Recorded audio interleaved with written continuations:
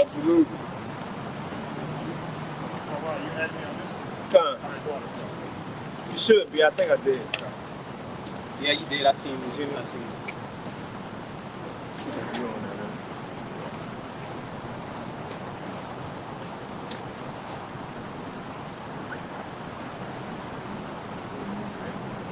Test. So it's Wednesday. 52 questions. You not for this. I've been thinking of some good questions.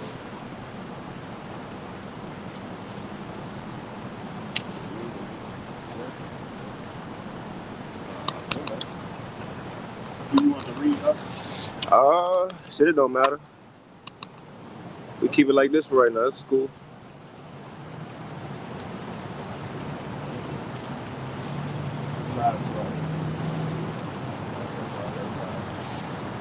All right, Shalom. First and foremost, we want to give all praises, honor, and glory unto Yahweh, Ba'ashem, Yahushua, Ba'ashem, Rachakodash, and double honors unto the apostles and elders of Great Millstone, as well as the men that taught them, and peace and blessings to all you Akim out there who pushing his word with all truth and sincerity, and as well as to all you believers out there who believe in on the gospel. And it's a couple of brothers from the Great Millstone Houston camp or the Houston church, back out here with another opportunity to prophesy. First and foremost, to tell our people who they are. You so-called blacks, Hispanics, and Native Americans out there, that y'all not black, Hispanic, or Native American, but that y'all the Israelites. And we always got to make this point that it's not a so-called black or Hispanic movement only. We've been scattered for hundreds to thousands of years. And we always use Blake Griffin as an example. That took 3 generations, his father being a Haitian, and then you had Blake Griffin and his son got blonde hair, blue eyes, but guess what? That little white boy Haitian. You see? So we've been scattered for thousands of years. So our people gonna look different, but what's the determining factor on if you could be an Israelite or not? If you could believe in this Bible right here. So that's what the Lord ultimately told us, go prophesy unto the world, be prophets unto the nations. You see? So we here to tell our people who they are, and if you look like another nation, right, then if you believe what we say, you could very well be an Israelite yourself.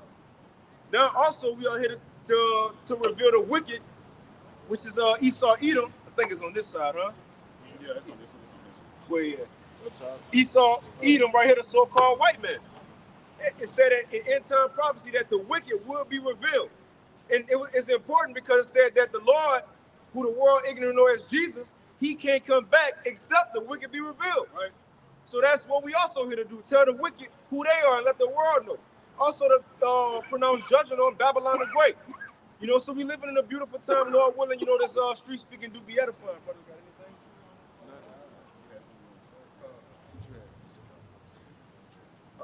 We ain't got to get that. Let's get that. Hey, what you got up? Let's start at 3. Let's just start at 3. Let's start at 1. You can start at 1, all right? The book of Matthew, chapter 24, verse 1. And Yahushua went out and departed from the temple, and his disciples came to him for to show him the buildings of the temple. And Yahushua said unto them, this is red letter, see ye not all these things? Read again. Matthew chapter 24, verse 1.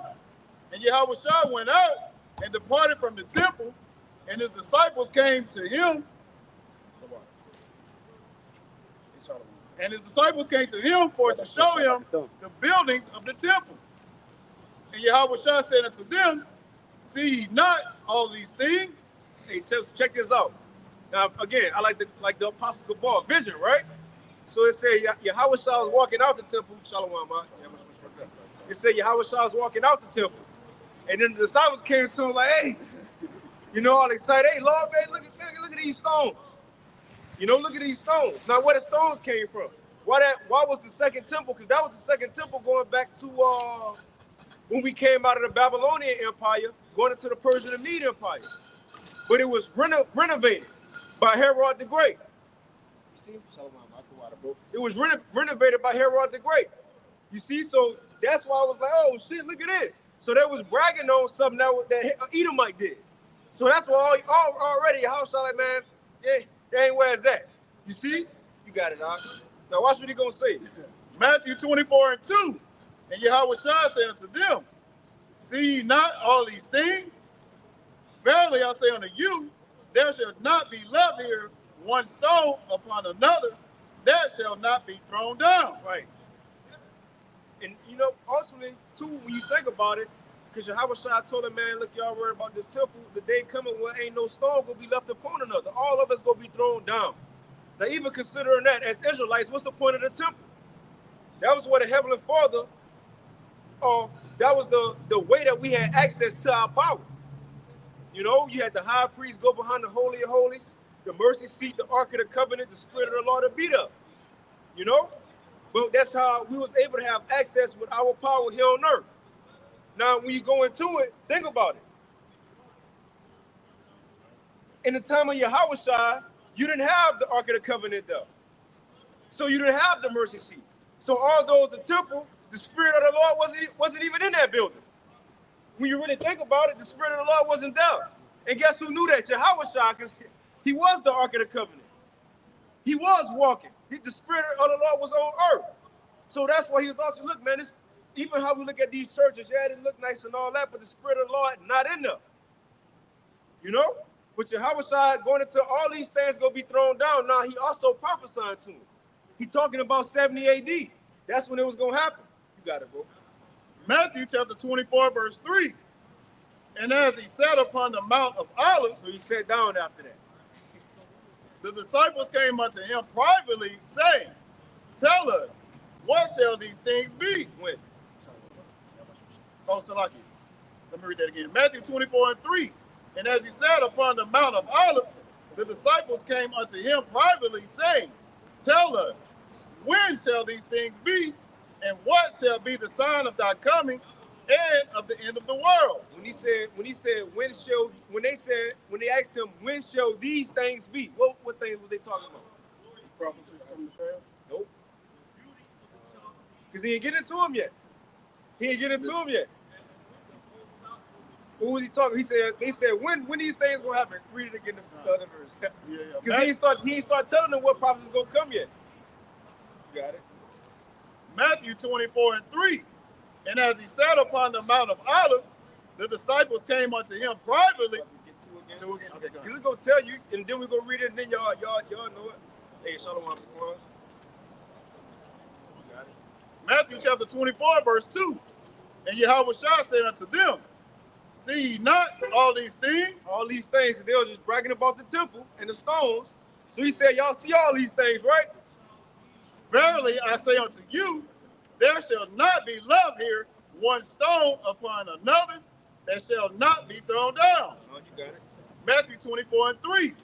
And as he sat upon the Mount of Olives, the disciples came unto him privately, saying, tell us, when shall these things be?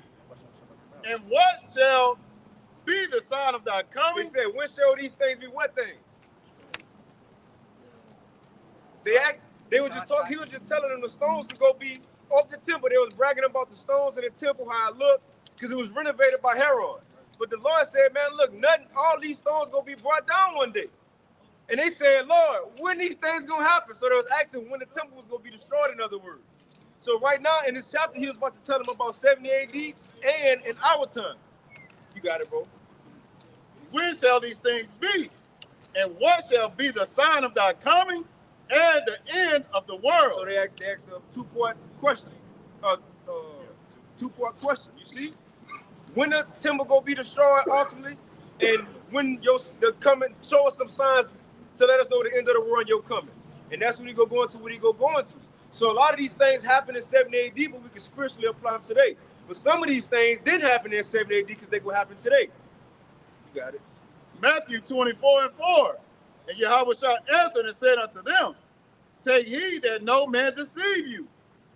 For many shall come in my name, saying, I am Christ or Mashiach, and shall deceive many.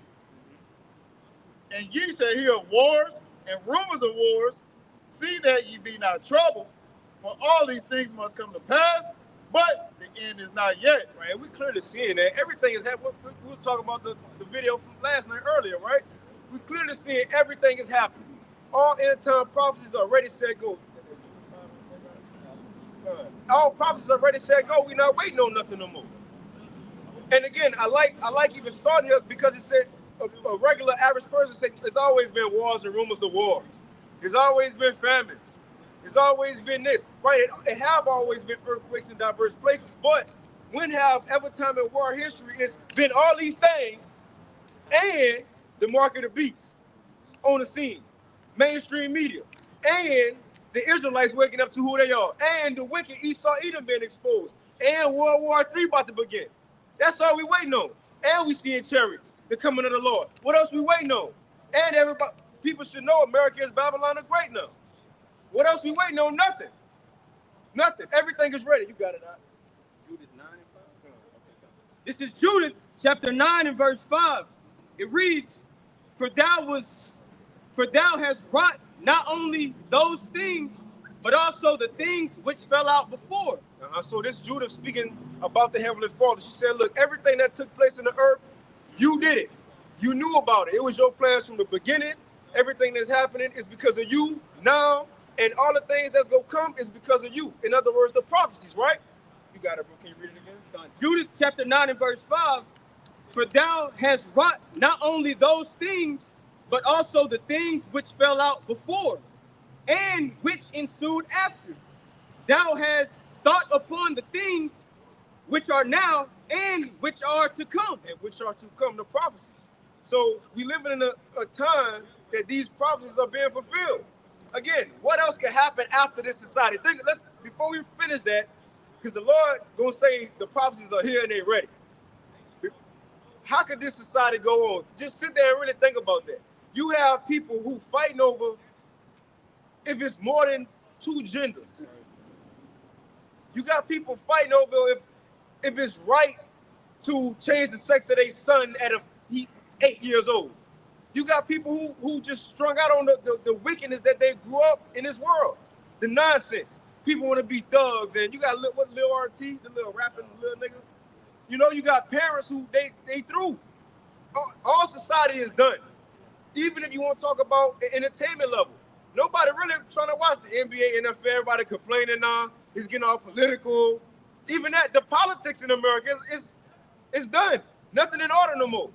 So where could this go as everybody beefing within the world governments, all the nations trying to go digital? Where could this lead to a better society? No, it got to be a restart. And it will be a restart. Can you get a second address 13 and the GMT? It will. You know how Esau, the so-called white man, which is biblical nationality, the nation of Edom. That's the last heathen ruler, according to the Bible. But you know how he got this saying within his government, ordo ab chaos. Meaning what? Order out of chaos. And they think the phoenix is gonna rise. Which even in their hope it ain't even that, because that ain't even real. It's not even a real bird. So, it's a fake hope. Right? But they say order ab chaos, and out of chaos, they gonna bring a new world order. That will happen. That will be fulfilled. It will be a new world order out of chaos. And chaos gonna happen all across the world, but mainly right here in Babylon the Great. Second Ezra 13, GNT, mainly in Babylon the Great. And then out of that chaos happening, guess who gonna show up? The one who the world ignorantly called Jesus, which his name is Yahushua, so-called dark-skinned man, and he gonna come and save his people and bring order out of the chaos, which is Jacob's trouble, man. You got it, Doc. You can start at 5 again.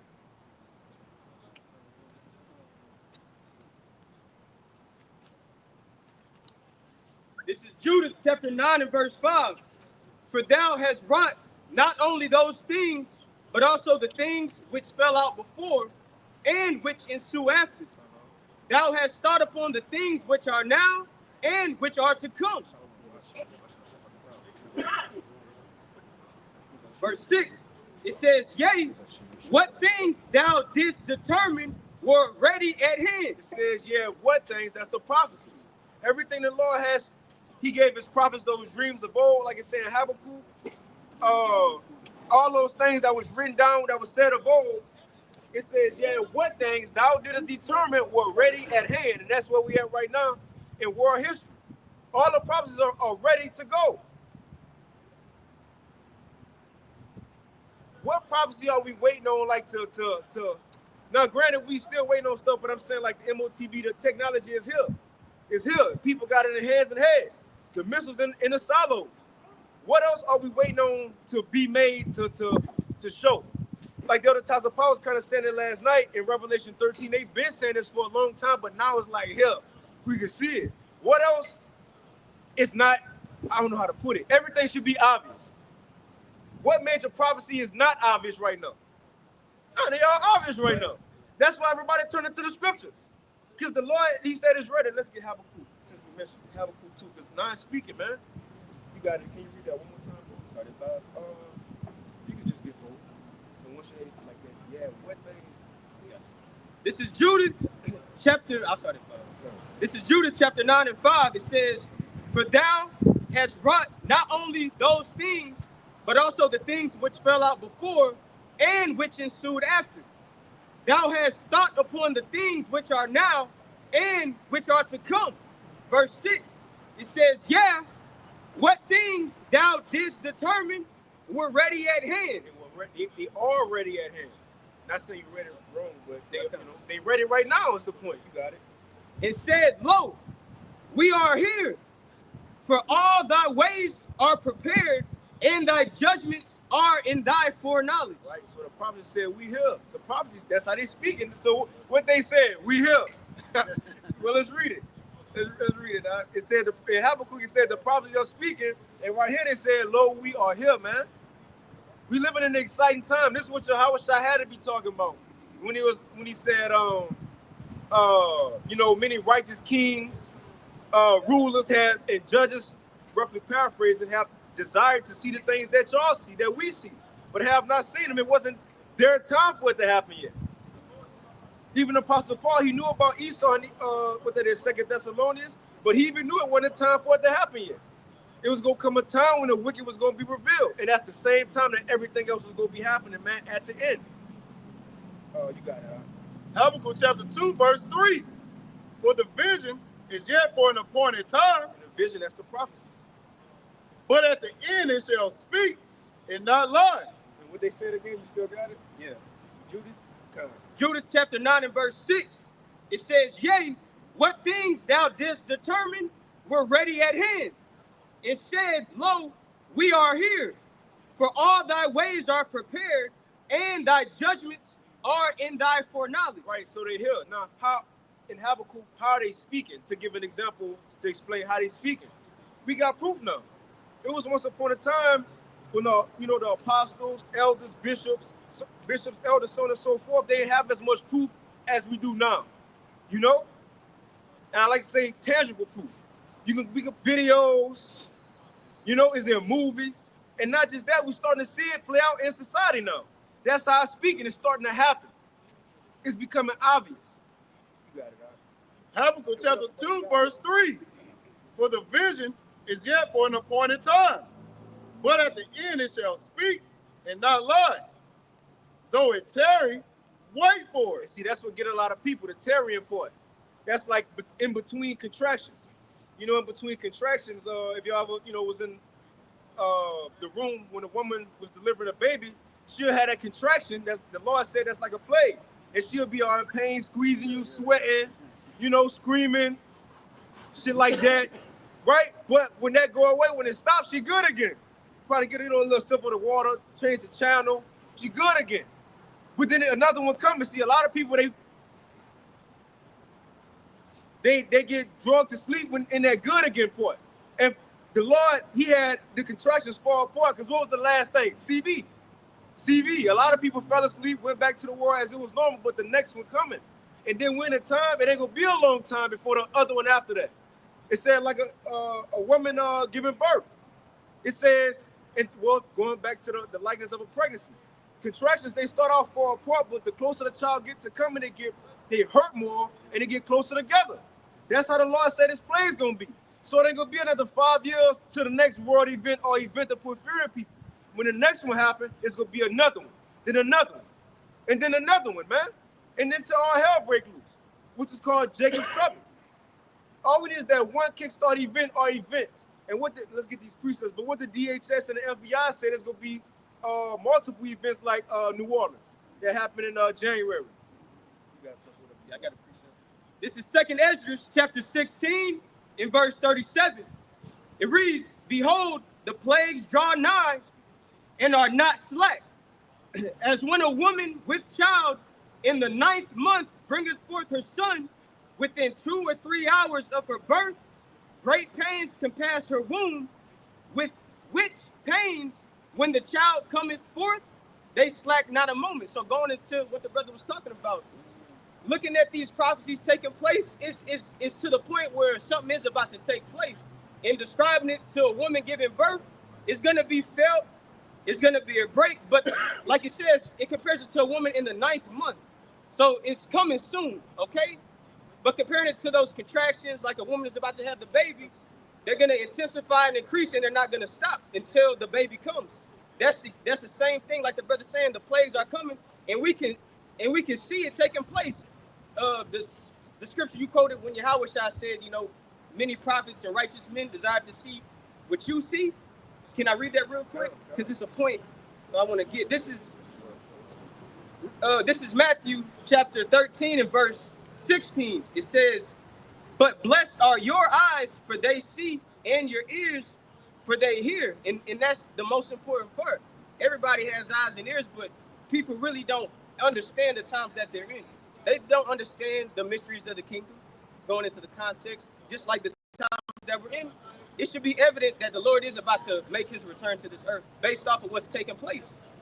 But verse 17, it says, "For verily I say unto you, that many prophets and righteous men have desired to see those things which ye see, and have not seen them, and to hear those things which ye hear, and have not heard them." But just making the point of, being able to understand the times that we're in, because the scriptures let us know that the shit is popping off, and it'll be a blessing to be in the know, understanding the times that you're in. Yeah, man. Like speaking of like the birth of a child, in some situations, the woman would die from that. And this woman, in America, which is great woman, Revelation 17 chapter, she will die. And when these prophets come to pass, it's gonna kill her off. That's to the Most High's intentions. Yeah, that's cool. Matter of fact, you're in 2nd Ezra 16. What you got? Now I just don't read the next verse. You got it. This is 2nd Ezra chapter 16 in verse 39. It says, "Even so shall not the plagues be slack to come upon the earth, and the world shall mourn, and sorrows shall come upon it on every side." So it's coming, and it's going to be felt by everybody on the earth. It's no turning it back.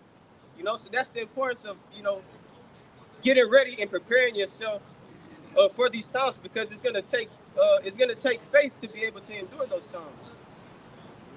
So in other words, we in between contractions right now. But what that brother said, that's a beautiful point though. Because think about it, Ezra, he that's why he was questioning the angel. Man, when we gonna get out of here, man? Why it's like this? He wanted to see what we seen. Well, shoot, the apostles. They asked the Lord, "Hey, right now the time is about to get our kingdom, no matter what the time." That's why he told them to worry about that. Because the house shall do it. Y'all a long way from that. But guess what? If the Lord was here, we was like, "Hey, you about to get the kingdom," guess what he'll say? Yeah. He ain't gonna tell us y'all y'all gotta go prophesy again in Papua New Guinea. No, he ain't gonna say that. This the time. We in the time, man. All our forefathers wanted to see it. Enoch talked about it. Yahweh Shah gonna come back with the angels. He was the 7th from Adam. Guess what? We in the time that we about to see that, man. That's why it's so exciting. If you call yourself a believer, if you're not excited right now, or you wake up one day, man, ain't nothing going on. Man, there's a lot going on. And even if we don't see no big news or anything, if you go check the news article, this little everyday shit. Man, you don't think the Lord doing behind the scenes stuff? Remember, one of the things he was going to do was work on the minds of the kings. How you going to see that? But a way to see it, right now, get that real quick in Proverbs 20, the heart of the king. You see he got a spirit on Trump. Look how Trump coming up. He got a spirit on them, man. Whenever, but get it. Yeah, this ain't first term Trump. This ain't Trump that was in Home Alone. This ain't the actor Trump. You see, this the Trump with the horns. The Lord putting the spirit on Esau. We in different times, man. And you still got people out here complaining, well, if we would have had Kamala in office, even if so, no matter who in office, America's still gonna get down with the world agenda. They gotta fall in place. You got it, bro. This is Proverbs chapter 21 and verse 1. The king's heart is in the hand of the Lord. Now, a modern king is a president, a prime minister, a vice president, a world leader. It says the king's heart, his mind is in the hand of the Lord. As the river of water, he turneth it whithersoever he will. So when the Lord want to go to war, guess what? And you know the Rothschilds, their mother said, if my sons want to go to war, no. She said, if my sons want blood in the street, you better believe it's going to be war. In other words, if the Rothschilds, she said how much power they got, if they want war, it's going to be war on the earth. Right here. Can you read that one more time? The Lord feel the same way. So the time, can you get, what that is, Ecclesiastes 3, a time and season for everything? Yeah, it's a different time. The Lord won't war now. He don't want peace. The Heavenly Father, Yahweh and Yahweh Shah want war. See, Esau think he know what war. He think, you think, come on, man, because you're blessing the sword. Because you got a military and you made a bomb. Man, look, the Lord is a real man of war. He gave you some of his spirit. You got it, Doc. Proverbs chapter 21 and verse 1. The king's heart is in the hand of the Lord. As the rivers of water, he turneth it whithersoever he will. Where he will. So if the Lord won't war, guess what? It's going to be war. And according to prophecy, the Lord won't war. And out of all this chaos, it will be a new war order set up. It will be auto ab KO will be fulfilled. But for the Israelites' sake, man. But let's get that real quick. Yeah, Ecclesiastes. Let's get Exodus 15 first, just to make that point. Exodus chapter 15, verse 3. The Lord, Yahweh B'Shem Yahushua, is a man of war. The Lord, Yahweh B'Shem Yahushua, is his name. Right. Even that, people would consider the one they ignorantly call Jesus as a man of war, because how he portrayed in this world. You know, when you see the movies, you know, well, in this world, you told you gonna come as you are. You know, in the movies, he all soft and, you know, and delicate. You know, my son. You know, you don't fear a power like that, man. But right here, it says the Heavenly Father, Yahweh, is a man of war. Think about it. You got people today talk about they how many bodies they got. Shalom, how many bodies they got. You see, you know, nigga, how many bodies, you know, they rap about it. We talk about the person who killed everybody. Brother Most High killed everybody since the beginning of the world. You want to talk about bodies? It's a man of war. It was his idea for World War I. It was his idea for World War II. It was his idea to make a missile. Can you get that? When he said, my sword, the blacksmith? Yeah. Oh, yeah. 54. Yeah, this the Lord show, man. You got it. This is Isaiah chapter 54 and verse 16. Behold, I have created the smith that bloweth the coals in the fire. It wasn't Oppenheimer. No, it wasn't Oppenheimer. It really, you know, Oppenheimer was the main. There was a lot of different scientists. You know, mainly as to go say right here, you know, well, German scientists mainly. But it wasn't Oppenheimer, no. The Lord created that. Ain't no man could just wake up one day, you know, I can spit an atom. I'm still asking this question, how you even see an atom? Like, I don't know. Magnifying glass, like, how you get to the microscope? I don't know. But they was doing that, though, to create a missile. You think, and come on, the Lord gave Esau wisdom. This is the laws of the Lord. That's how we know it's the Lord. But the Lord said he created this weapon. And that's the missiles that we go see shot off in World War III. Job 33, when the Lord basically through a dream, installed his plans in men. So that's how they came up with it. They didn't just come out of nowhere. The Lord implanted those thoughts in them to be able to do that and figure that out. Because America had to be destroyed by these weapons, so they had to be created somehow. Job chapter 33, verse 14. For Yahweh power speaketh once, yea twice, yet men perceive it not.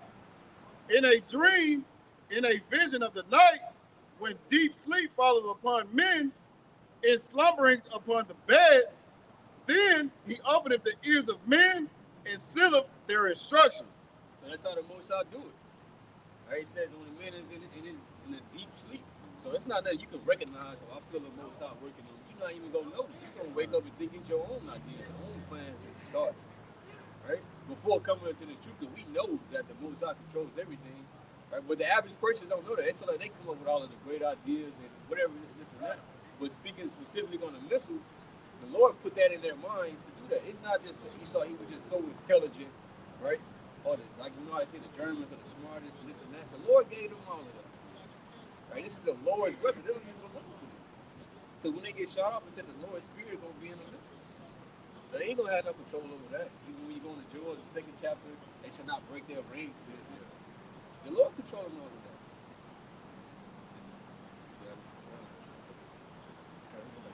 that. This is Isaiah chapter 54 and verse 16. It says, behold, I have created the smith that bloweth the coals in the fire.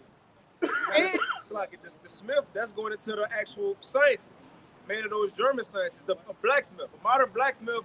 Back then, there, you know, with the fire, be something, you know, but now they splitting atoms and making weapons. You got it. So the Lord said He even put the Spirit on them to create what they created. You got it.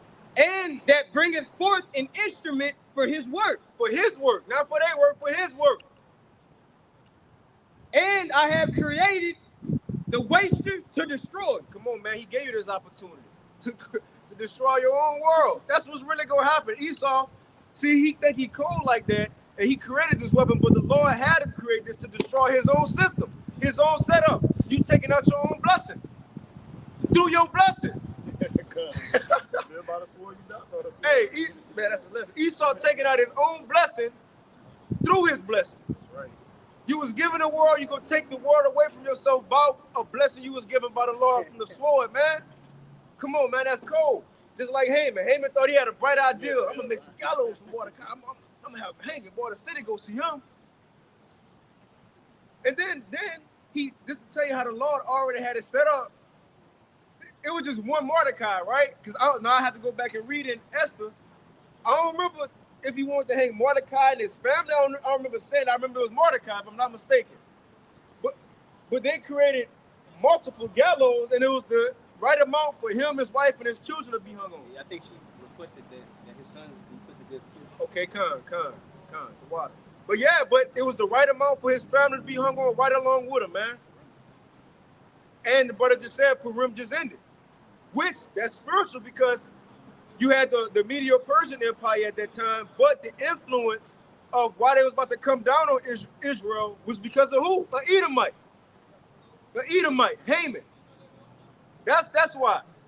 It was all Haman that started the whole thing, an Edomite, man. He got in Xerxes' ear, and Xerxes said, well, look, write a letter to everybody and I'll approve it. And that's the letter that went out and said, look, we all trying to come together, and that's what's happening now. The nation of Israel always been in the way of these nations coming together, man. Always been in the way since the beginning. The Tower of Babel, it was Eber and his family line, you know, those who believe, the sons of God. You know, even in the time of the Maccabees, it was Israelites. Why these niggas just don't eat this pork like everybody else? Why they got a problem with it? Why they got to fight back? The Maccabees, the Romans, the time of Rome, the disciples, the apostles, so on and so forth. Even now, this message is getting these people away. The Israelites are a problem once again, man. But going back to that, you had Haman send that letter. And that's why they came down so Purim. They was trying to judge us, but the Lord flipped the lot, and they was judged. Esau was judged out of that. Haman and his family instead of us. The Lord spared us. And that's what's about to happen again. The Lord gonna flip the lot and judge Esau and spare the nation of Israel, man. What you had, huh? Let's get that. Let's get that. Ecclesiastes chapter 3, verse 1. This is going to win a new time. New things about to happen. New things about to happen, man. You got it. Ecclesiastes in the Old Testament, chapter 3, verse 1. To everything there is a season, and a time to every purpose under the heaven. Everything is a season. And I was listening to, I believe it was Eldar Riala. He was kind of going to Pax Romana. And I didn't really get into it as much as far as looking it up myself. But if I'm not mistaken, at the time of probably will add, that's when Rome was kind of falling, and they was kind of saying pretty much, let's build it back up. Okay, yeah, I have to go back. Okay, kind. You know, but when you go back in history, when empires started to fall, they always had a last effort of, let's bring it back to where it was. Then it fell. That's where we at right now. Make America great again, golden ages. This the last ditch effort of being brought back to life. And so that's how we know it's even about to fall. But when they say, shall say peace and safety.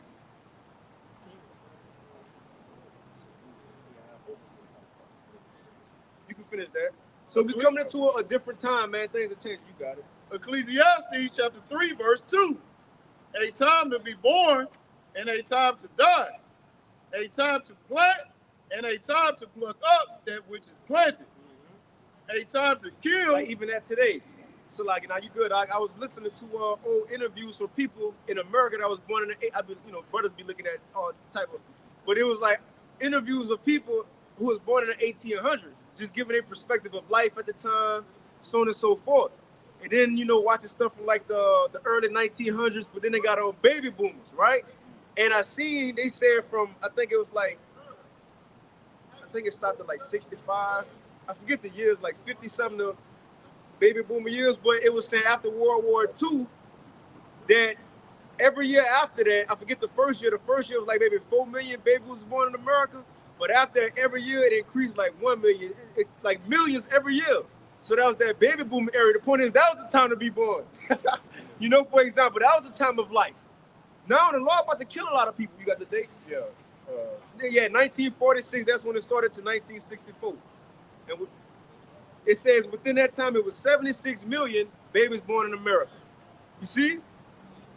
Also, but even now, the law is still bringing children in this world, but for what? For judgment too. He got those Central and South Americans coming over here, not just to be immigrants and all. No, they're coming over here for judgment too. And he might spare some, but yeah, a lot of people, it's time to die now. And the law it's time to judge. You see? You got it. Peace and the American dream and all this. But it's gonna happen much worse than where that came from. How the Lord about to have things pop off, the things that the Lord about to have happening over here, they're gonna wish they would have never came. But Isaiah 13 chapter speaks about some people fleeing back to their own land. That's how bad it's gonna be. You know,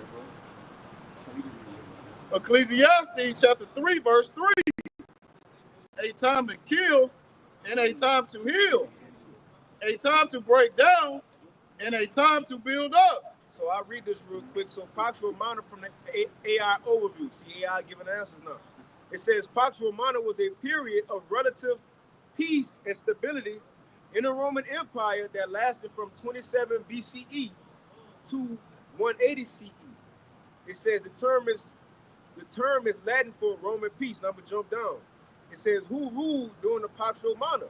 It says Augustus, the first emperor, began the Pax Romana. Marcus Aurelius ended the Pax Romana, and other notable empires included Tiberius, Caligula, Nero, and Hadrian.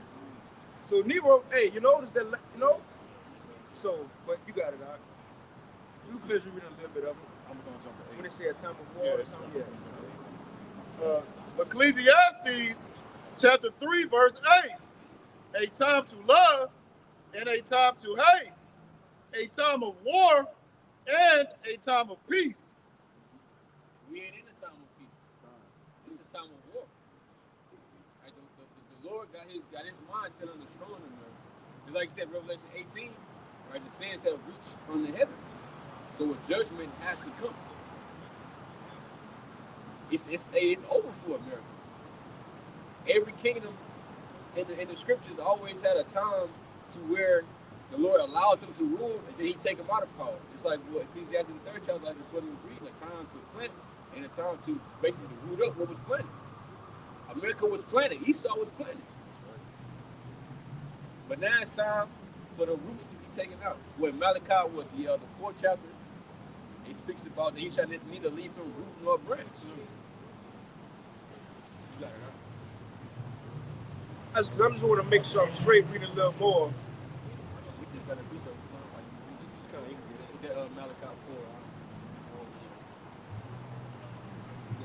But it said Whenever you're ready. it said the Pax Romana ended, and I kind of do a little research on it too. But it says the reign. It says how did the Pax Romana fall?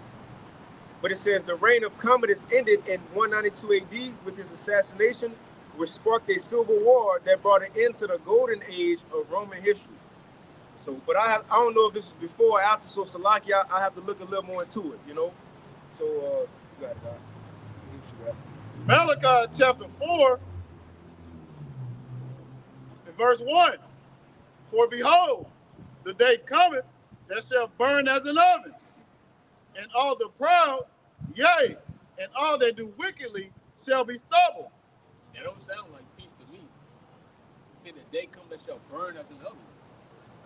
And what that's talking about? That's talking about the destruction of America by nuclear fire. Right? America will be burning. That's why it's referred to as the lake of fire in the book of Revelation. All right? What people mistakenly think hell is, a place you go be burned. It's talking about America. This place will be on fire. All right? And it said that they that were proud, what is it? And all the proud, yea, and all that do wickedly shall be stubble. Shall be stubble. So they're gonna get burnt up, right? And we don't even know. We know that nuclear fire ain't nothing to play with. We ain't never witnessed nobody get, burned by that. Or the amount of damage that it can do to a person. And when we know it's tragic. From how the scriptures describe what's gonna happen, how people gonna melt. Right? Make a quick point. When you go to stubble, it's like straw. And straw, when you add fire to it, burns fast, like the brother said. The elements are gonna melt like fervent heat, so you're gonna melt. Malachi chapter 4, verse 1. For behold, the day cometh that shall burn as an oven, and all the proud, yea, and all that do wickedly shall be stubble. And the day that cometh shall burn them up, saith the Lord, Yahweh by Shem Yahushua of hosts, that it shall leave them neither root nor branch. Right, so neither leave neither root nor branch, because if the root is left, it can grow back. But Esau's not coming back in the power, because after Esau's rulership, who's destined to rule? The Israelites, right? Jacob. And it's going to be a rulership for eternity. Nobody else coming back in the power. All right?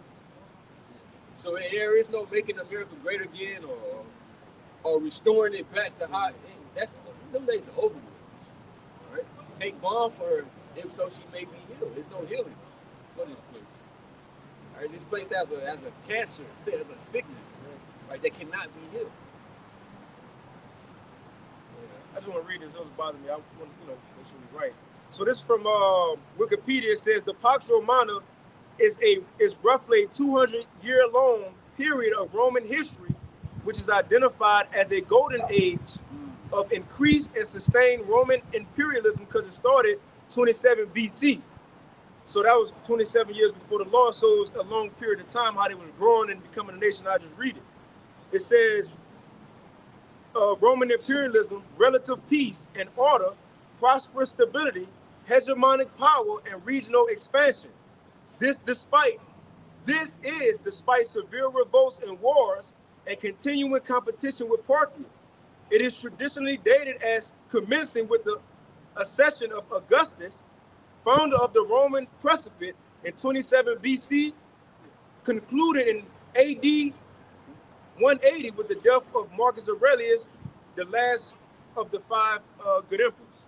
So it was a span of time. So like I was wrong on that. It wasn't at the end that they were trying to, get themselves back going and talking about a golden age. So Salaki, I was wrong. It's the beginning of their empire, rising, becoming great, and it, started fading towards the end.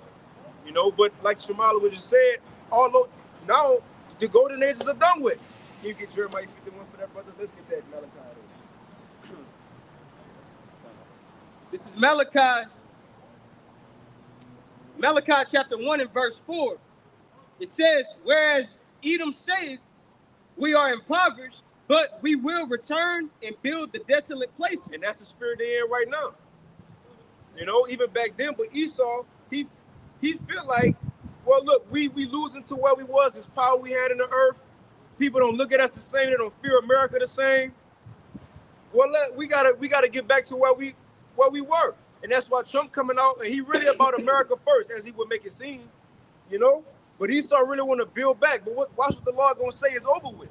All kingdoms had a time. All nations had a time. It's over with. You got it. It says, "Thus saith the Lord of hosts, they shall build, but I will throw down, and they shall call them the border of wickedness, and the people against whom the Lord had indignation forever." Right. So they go try to build. They go try a digital system. They go try a golden age. But that's when the Lord go break it down.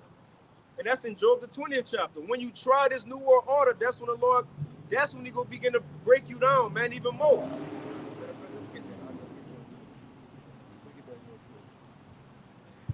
You know, and that's why it's beautiful to see. You know, all we have to do is come out here and prophesy in the Lord's word or do what it's supposed to do. Time. Just let it play out. See, Esau time is against him, not us. He have a short time. We have forever. We have forever. He got a short time. Well, you got it. Whatever you need to. Job 20. Let's start at 15. Job chapter 20, verse 15. He hath swallowed down riches, and he shall vomit them up again. Yahweh Bashem Yahweh Shah power shall cast them out of his belly. Right. Everything Esau gained in his time ruling, since the Greeks, the Romans, because Esau got a lot of ancient artifacts, gold, you know, different relics. Esau got a lot of stuff from history. They go and dig up the earth. They still probably got a keg of that wine Yahweh Shah made in Cana of Galilee. Ain't no telling what Esau, man. I'm being funny, but you know, but Esau got old. Well, it said that in Wisdom of Solomon too. Let us get the best wine of the earth. Not saying they got the lowest though, but Esau got everything. The Lord said, whatever you have gained in your time ruling, all of it's gonna be gone. All of it. Let's get that real quick, guys. This is Sirach, or Ecclesiastes chapter 10. Just get the unrighteous dealers, riches. Let me say it. That shit. You're not talking about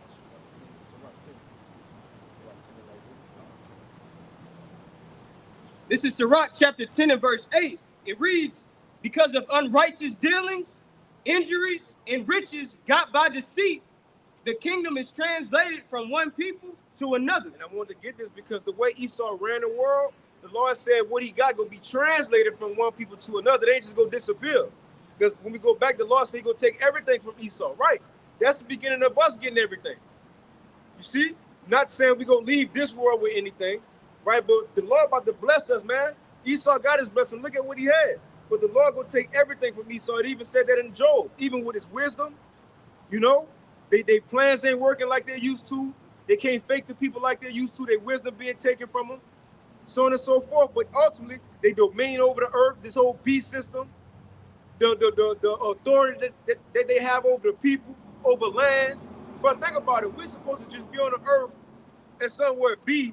But you got to get a passport, an ID, go through approval to fly to, you know, to do what you want to do. You got, even in America, you got to go through checkpoints and have a little easy tag. Right, just imagine what it's being up and just having everything, but then losing that. That's how the Israelites were. That's how the Lord did that to us. We was up. The Lord took everything from us. But Esau gonna be like that for 1,000 years, a 1,000-year period, but he's never gonna rise again. They gotta deal with that. And we got a hope of returning back, or even better than we were before. Right? But Esau, he gonna be through. Job chapter 20, verse 15. He hath swallowed down riches, and he shall vomit them up again. Yahweh Bashem Yahweh Shah power shall cast them out of his belly. He shall suck the poison of asp, the viper's tongue shall slay him. He shall not see the rivers, the floods, the brooks of honey and butter. Now this going into Esau, the wicked. Can you jump up just to get who was talking about, like verse 4? You see the wicked. Yep, verse 4 real quick. Just to get who we talking about, because keep saying he. Who is the he? He's talking about the wicked. Esau Edom, and the brothers just got Malachi 1 and 4. The wicked It's the nation of Edom. You got it, bro. Job chapter 20, verse 4. Knowest thou not this of old, since man was placed upon earth, that the triumphing of the wicked is short, and the joy of the hypocrite but for a moment? But for a moment, when we think about it, Esau really had a short time to rule. I'm talking about in here, this American time. That's quick. We already at the end of it. We don't got no remembrance of what was. We just here now. 249 years, you made it. Bro, we about to have forever. Like, think about that. Think about that. So it says, no, it's not this of old. All kingdoms had an expiration date. But especially Esau. You don't think his end coming? That's what our forefather Asaph said in Psalm 73. Because he even was like, man, why is these people winning in the earth? Why is the wicked winning? And I'm over here serving the Lord and I'm living a hard life. But he said until he got into the scriptures, went into the sanctuary of the Lord, then he understood it. Then he understood therein. That he says it's going to be a slippery slope. As soon as it started, it ain't going to stop. They're going to come down quick, like the brother said. Think about that. Especially these elites. Even these everyday rich Americans. You know, what's a rich neighborhood? River Oaks. Sugarland. Overnight, they're going to be turned into a homeless person. When Jacob's Trouble kick off, overnight, they're going to turn into a homeless person. That's, I think, man, you was talking about that a while back. These homeless people, when Jacob's Trouble happened, these homeless people going to be living better condition than everyday Americans because they're used to the struggle, you know? But the point is, think about overnight, even in America, when Jacob's Trouble start, these people going to lose it. Now, on a bigger scale, the elites, they ruling everything. Overnight from them, never had to work a day in their life. They had I don't say, you know, in this word, I say, man, you had a silver spoon growing up. No, they had gold spoons. They probably had stones and shit, right? Rothschild, but they had gold spoons growing up. Overnight, they go get their ass drugged out of some underground tunnels, get their ass beat up and put chains on them and brought to the Lord. From that day to 1,000 years, you're going to be a slave. Think about that, man. That's what's about to happen. Let's read it, Doc. You got it. You saw he's a man in the field, right? Get your ass in the field. Hit him with that Sparta kick. Get your ass in the kick. This is Israel. You know? Job chapter 20, verse 6. Though his excellency mount up to the heavens. Boy, that's going to be something to see, though. The Rothschild up in the field and shit, never working a day in their life. Man, you got it, Oxalaki. Job chapter 20, verse 6. Though his excellency mount up to the heavens, and his head reach unto the clouds, yet he shall perish forever like his own dung. They which have seen him shall say, where is he?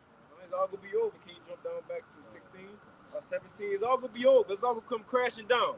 And when that happens, nobody going to be in the kingdom talking about, man, tell me about Alexander the Great.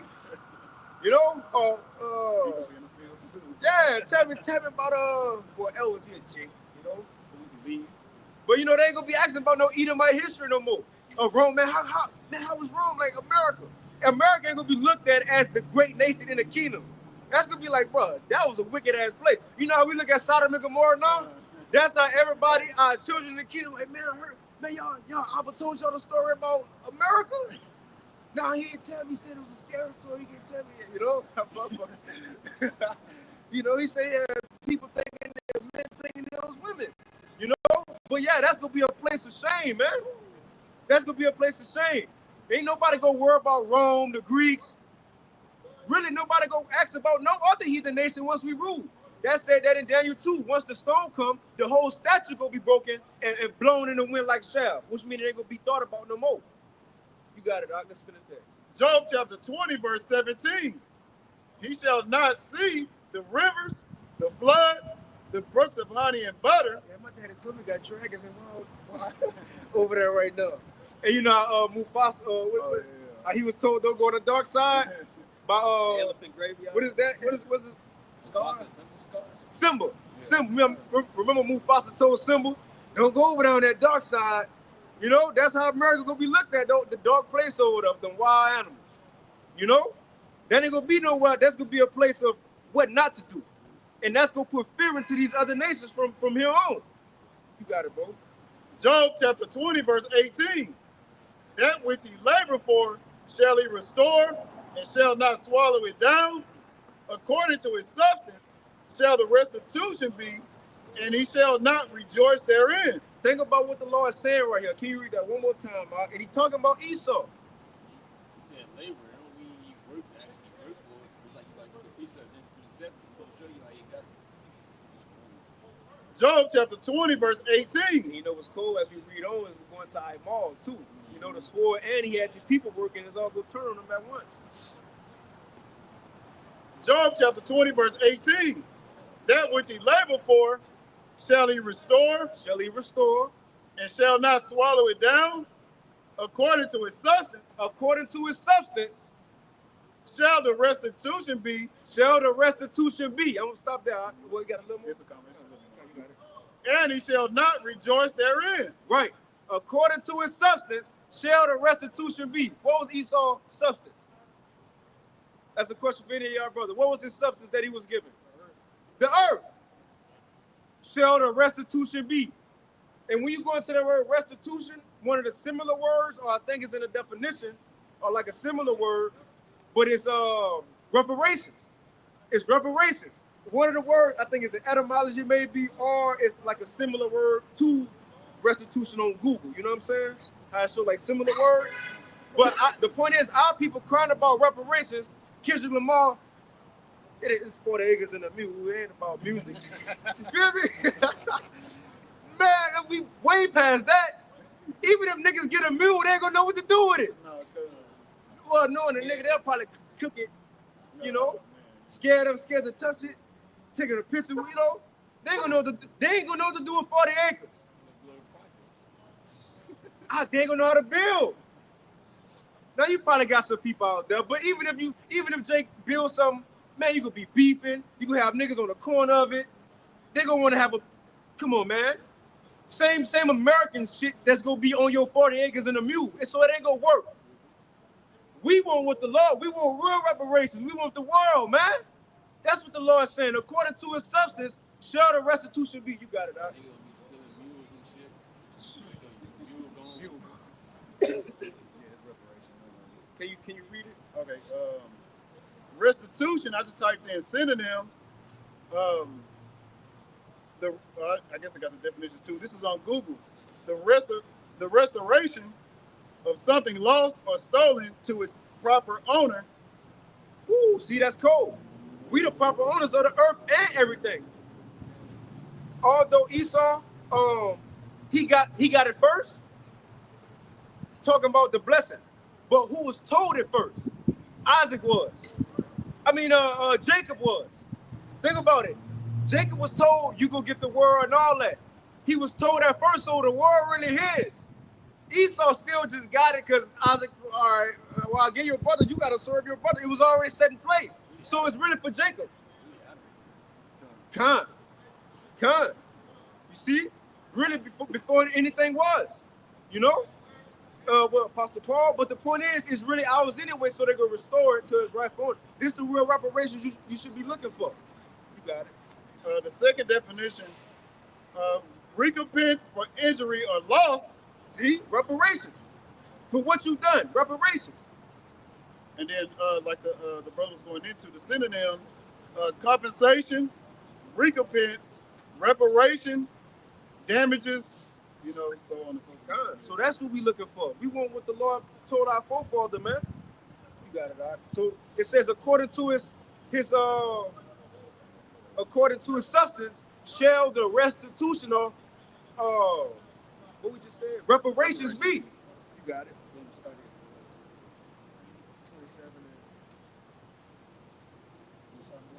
Let's get Isaac blessing.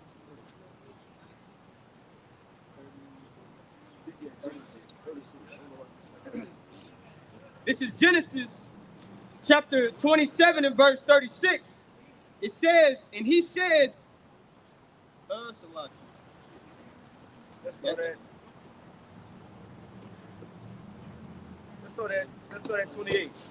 So this when Isaac went into this when Jacob went into Isaac, right? And you know the whole story. He made himself as if he was Esau, you know, just for drama's sake, just to make it a good movie. You know, the Lord, he could have did it how he wanted to do it, or he just could have went with it from the beginning. Right? So this how it happened. Esau, Jacob went up in that stink, smelling like outside, and Harry. You know how he did? Because he said, Esau, you my son? You smell me? Yeah, you smell like the field. That's white people today. They got a natural bunk-ass dog smell.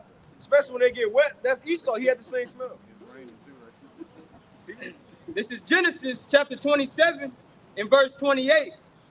Therefore, God give thee of the dew of heaven and the fatness of the earth. Now check this out. He talking to Jacob. Jacob got it first. And the fatness of the earth and plenty of corn and wine.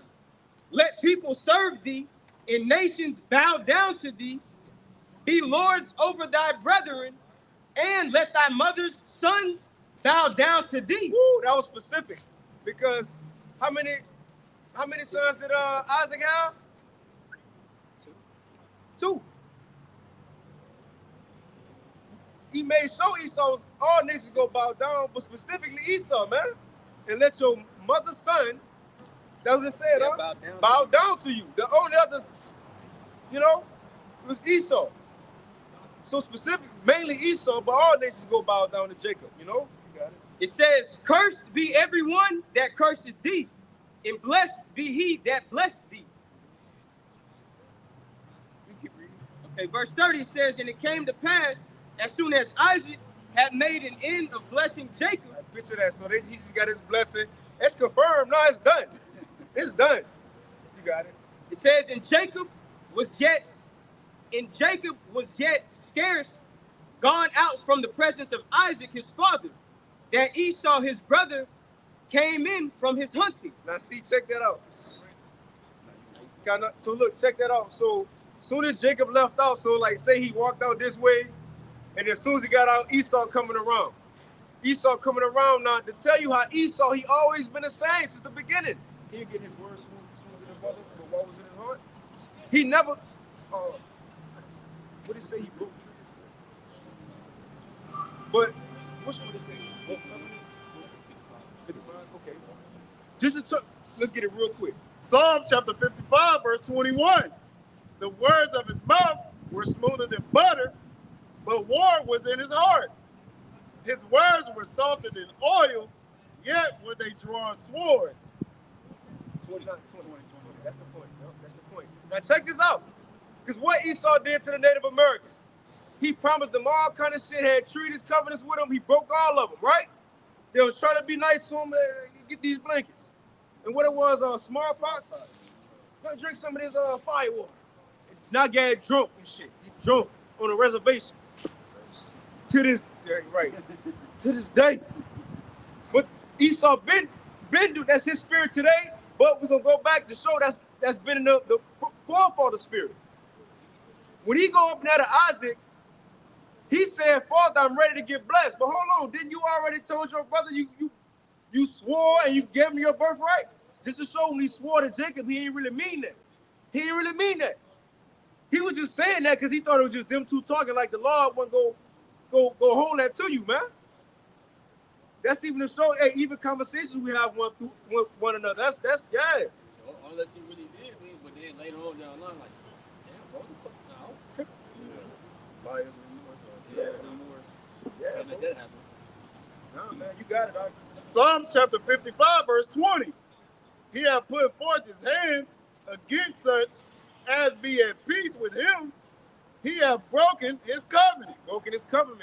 And then Jacob says, after he, we gonna read it. Jacob said, swap, man. Then he said, what is it gonna do for me? You got it. Yeah, we already read that one. 21. We already read that one. That's cool. I just want to get he broke his covenant. That's in their spirit. You can keep going on that. So Jacob just left out from getting a blessing. Esau coming in now. It says, Genesis chapter 27 and verse 31. And he also had made savory meat and brought it unto his father and said unto his father, let my father arise and eat of his son's venison, that thy soul may bless me. He going up in there asking for the blessing. Come on, Abba. Because you know it says Isaac like Esau, that deer he made. Which even today, you know, we say Esau can't cook. White people don't really got seasoning. They can't cook like. But when you talking about barbecue and smoking something, boy, Esau got it. Like the pit master show. Esau can he called on that pit, but like regular, he ain't got it. They ain't got it. They ain't got it. But you do got some Edomites out there who some pit masters of the smoke. You know, they know what they doing with that, right? Esau had that same spirit. Isaac, he was fucking with Esau deal. So he came and was like, look, I got what you wanted. Come on, stand up to bless me. Sean, he forgot about this. Let's read that real quick. Genesis 25, when he said, like 40 something. 40 something. Let's see. 32. 2:30. 28. All right, 28. Yep. Genesis chapter 25, verse 28. And Isaac loved Esau because he did eat of his venison, but Rebekah loved Jacob. And Jacob saw pottage, and Esau came from the field, and he was faint. Now see how the Lord even, man, the Lord cold. Now Esau was a bad man. He was a skilled hunter, just like Esau is today. He got bird whistles that sound like a bird. They make the whole thing with the camouflage, just staking out a deer and shit. Esau, a wise hunter. Esau was a wise hunter back then. Remember, they got that from him. How we got our spirit from our forefathers, you know, they got that from him. But on this day, the Lord ain't have him catch nothing. He ain't getting nothing today. The Lord ain't had nothing coming around, probably missing his shots, getting frustrated, came back with nothing. Then he seen, Jacob cooking, got the seasoning going. The Lord probably had a wind blow right over Esau's nose. You see? Went over there. Now you got it out. Genesis chapter 25, verse 30. And Esau said to Jacob, feed me, I pray thee, with that same red pottage, for I am faint. Therefore was his name called Edom. And Jacob said, sell me this day thy birthright. See, he went straight forward. He went straight forward, and it's spiritual, and so cold, it had to be on his mind, though. It had to be on his mind. He probably was thinking, for that to be the first thing out your mouth. Hey, brother, can I get some food, bro? I'm tired. Send me your birthright. That's the first thing you say? That's what you think about? Come on, man. You got it, Doc. The Lord had it put it on, probably put it on Jake's spirit to kind of consider, like, man, you got it, though, bro. Because it was his in the first place, though, You got it. Genesis chapter 25, verse 32. And Esau said, behold, I am at the point to die. And what profit shall this birthright do to me? And Jacob said, swear to me this day. So see, he knew his brother, swear. He told him, swear this. He probably knew Esau from growing up with him. He be lying and shit. They say he was the wicked are estranged from the womb. They're going straight speaking lies. He grew up with him. That was his twin brother. You don't think he knew him? So he said, swear to me then. Let's see if Esau swore. Genesis chapter 25, verse 33. And Jacob said, swear to me this day. And he swore unto him, and he sold his birthright unto Jacob. Then Jacob gave Esau bread and pottage of lentils, and he did eat and drink, and rose up and went his way. Thus Esau despised his birthright. He didn't care about you about this own. Yeah, he gave him the lentils.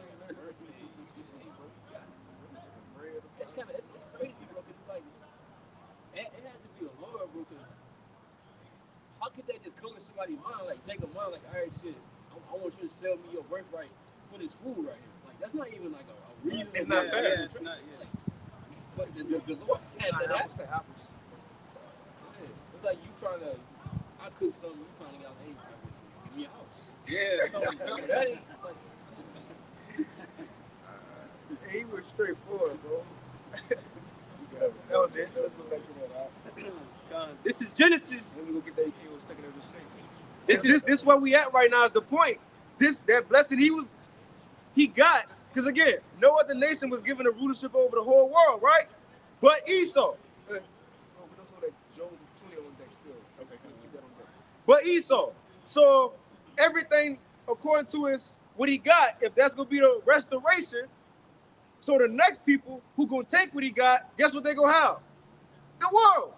So see, it only makes sense that the only two nations who was given the promise to rule the whole world, is Esau, we're his now, it's only obvious that we about to get ours next. If our Lord come and get this, and he got to give everything up.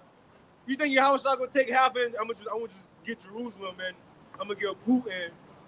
No, we keeping everything, man. Plus more. You got it, man.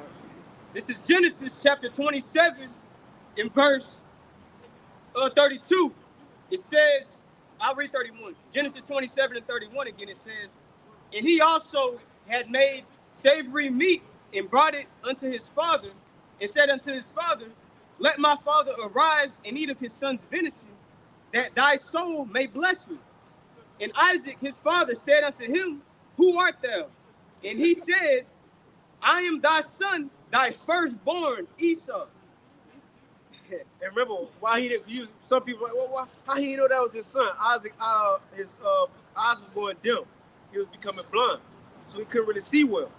You know, remember, Jacob hooked himself up. He made himself smell like outside, put some hair on him. Even Isaac, he was like, man, you ain't my son. He was like, yeah. You know, trying to probably put his voice like Esau, yeah.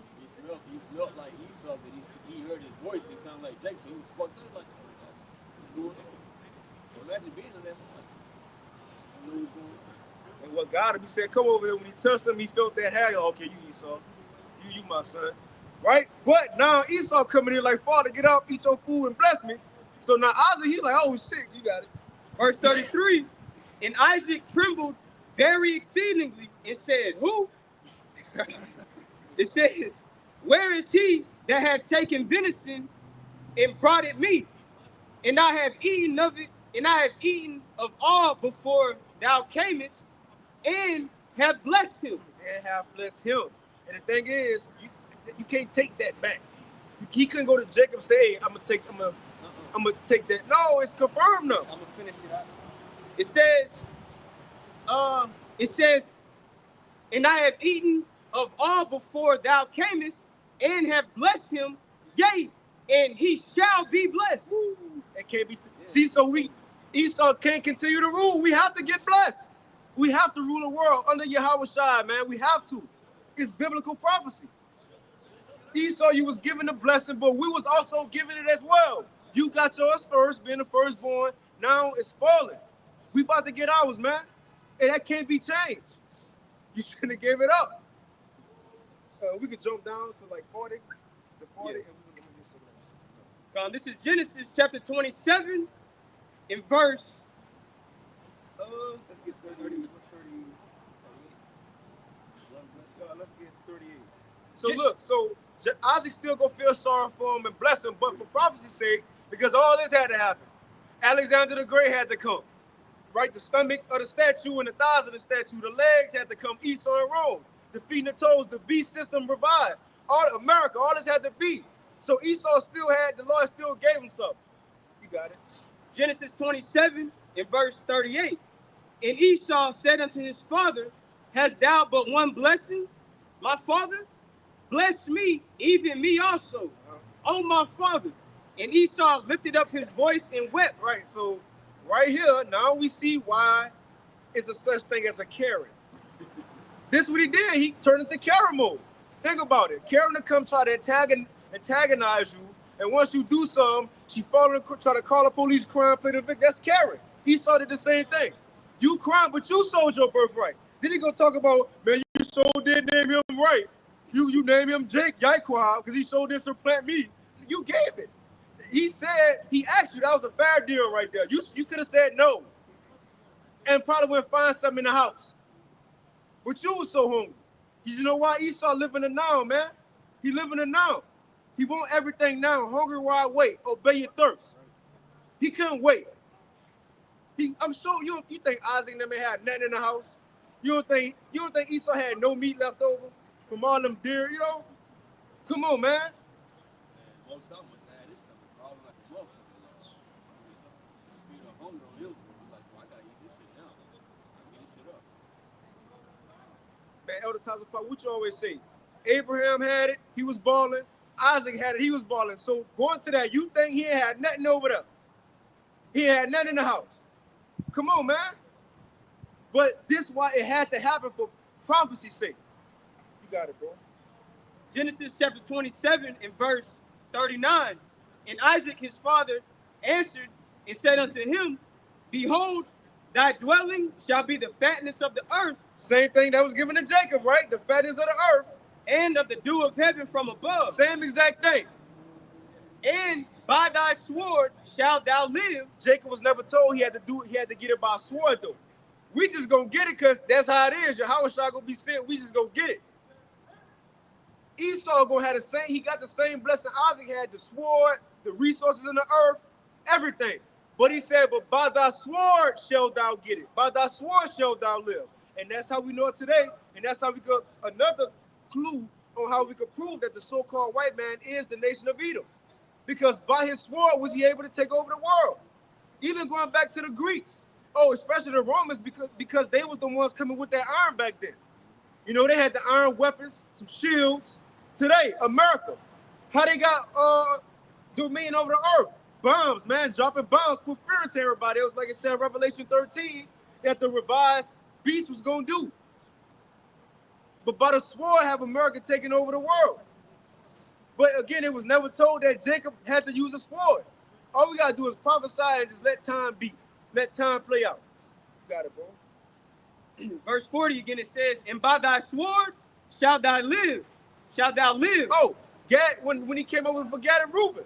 Bro, Gad and Reuben was whooping their ass. I heard stories. He used to be Gad. I'm going to say Reuben. He used to be Reuben. You know? He used to be Reuben, you know, both of them. But ride on the horse, right? And Esau them out there. Now, mind you, they had the little gun. You know, the shit like that back then on swords and shit, right? It say,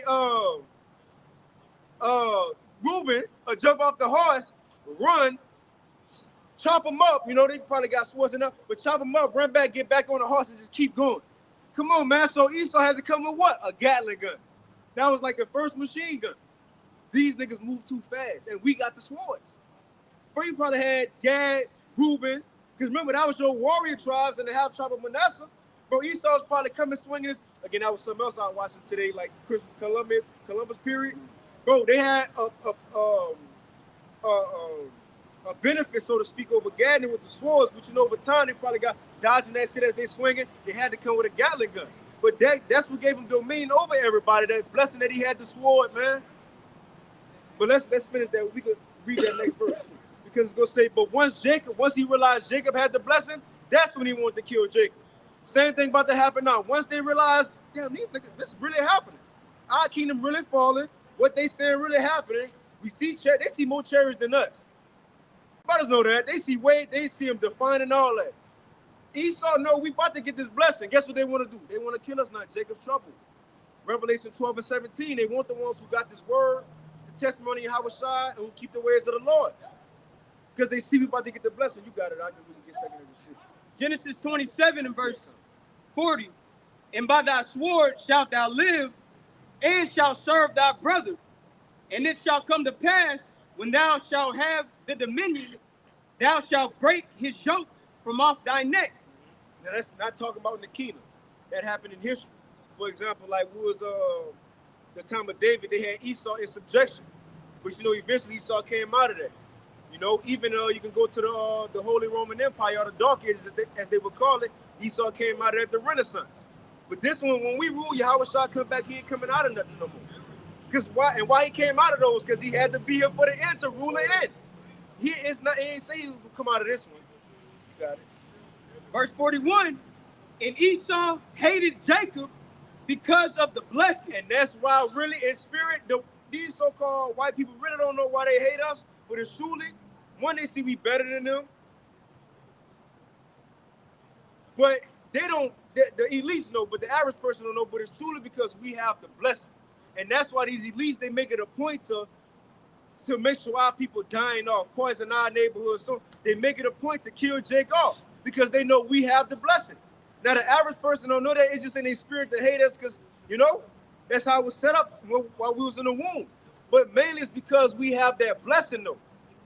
That's why, man. And when he seen Jake had that blessing, that's when he wanted to kill his brother. Now they see we about to get the blessing, that's when they gonna want to come down on us, man. You got it. Verse 41. And Esau hated Jacob because of the blessing wherewith his father blessed him. And Esau said in his heart, the days of mourning for my father are at hand. Then will I slay my brother Jacob. So that's the point we at now. We about to get the blessing. Esau want to come down on us. Let's get that real quick. Second Ezra chapter 6, verse 7. Then answered I and said, what shall be the parting asunder of the times? Or when shall be the end of the first and the beginning of it that followeth? And he said unto me, from Abraham unto Isaac, when Jacob and Esau were born of him, Jacob's hand held first the heel of Esau. Right. From Abraham unto Isaac, when Jacob and Esau were born. So, because Ezra asks, when is going to be the separation of times? Like, when all this going to be over, we suffering in captivity, when we going to finally get them blessings you was talking about? He told him, he going to give a hint right here. He said, from Abraham unto Isaac. From Isaac is split, when Jacob and Esau were born. Remember, Esau came out, but Jacob Hill was on that. It's a reason for that. It's a reason for that. Why? Second Ezra chapter 6, verse 8. And he said unto me, from Abraham unto Isaac, when Jacob and Esau were born of him, Jacob's hand held first the heel of Esau, for Esau is the end of the world. Esau, the so-called white man, woman, and child, is the end of the world. And Jacob is the beginning of it that follows. It's just Bible prophecy, man. The so-called Negroes, Hispanics, and Native Americans, we gonna rule next. The Israelites, man. Which again, that's the names we've been given in captivity, and it ain't just to the people who look like us. You can look like any nation, but if first and foremost, if your bloodline go back to the nation of Israel, you're Israelite. But we ain't gonna find that information out today. So if you could believe in this message, the prophecies, what our Lord look like, so on and so forth, you could very well be an Israelite. But we gonna rule next according to Bible prophecy. It said that the nation of Edom will be the last heathen ruler on earth, and our Lord will come back to an Edomite ruled empire, and then we gonna get that blessing that was promised to us by our forefather Isaac before Esau, man. That's where we at right now, and it's clear to see. So it ain't gonna be Russia, which that's the Edomite nation. They not gonna rule next. Kim Jong-un ain't gonna rule next. China ain't gonna rule next. The Israelites gonna rule next. Well, that's it.